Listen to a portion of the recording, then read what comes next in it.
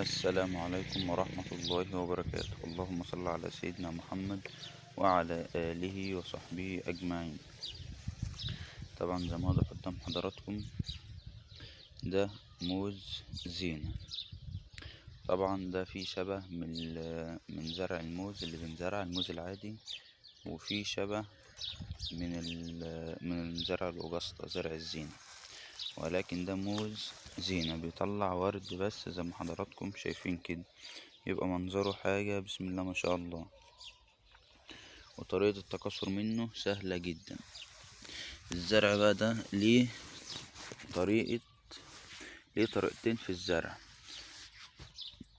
بيتزرع ملش وبيتزرع من البذور. الطريقة الأولى اللي هي لو هنجيب زرعة واحدة زي دي نبدأ نزرعها، بتبدأ تطلع خلف جنبها زي ما واضح قدام حضراتكم كده. بنبدأ بقى احنا نملش ناخد الخلف دي ونبدأ نزرع كل خلفة لوحدها، فبتبدأ تعمل خلفتين. فدي طريقة سهلة جدا في الزرع وما بتاخدش وقت معانا. وفي طريقة تانية زي ما واضح قدام حضراتكم، الزرع ده بيطلع بذور،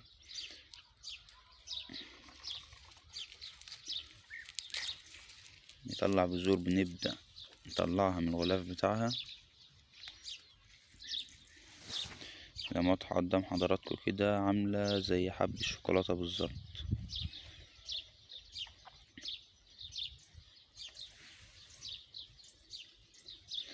بنبدأ ناخد البذور دي وبنبدأ نزرعها في التربة بتاعتنا، أي تربة، وبنبدأ نرويها. هي بتطول شوية على ما بتطلع بس تمام، يعني البذور بتاعتها كويسة جدا، ولكن الأفضل اللي هي بننقل بتطلع خلف، ناخد الخلف بتاعتها ونزرعها بذور برضو، ما فيش أي مشكلة.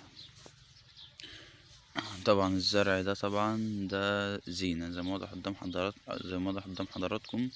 بيبقى شتلة واحدة يبدأ يطلع حواليه كذا شتلة كده، ويبدأوا يطلعوا ورد زي اللي واضح قدام حضراتكم ده.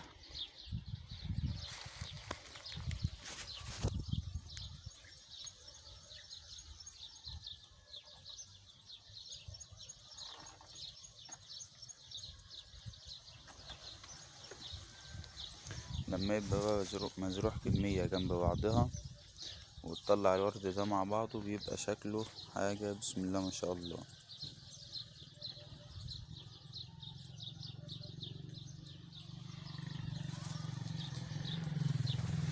وعلشان مطولش على حضراتكم اكتر من كده، اكون خلصت الفيديو معاكم. يا رب يعجبكم والكل يستفيد ولو بمعلومة بسيطة.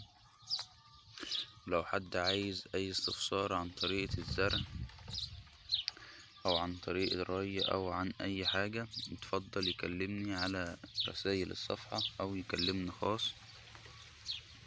وانتظروني ان شاء الله بفيديوهات تانية كتير. وبكده اكون خلصت الفيديو معاكم. يا رب يعجبكم، والسلام عليكم ورحمة الله وبركاته.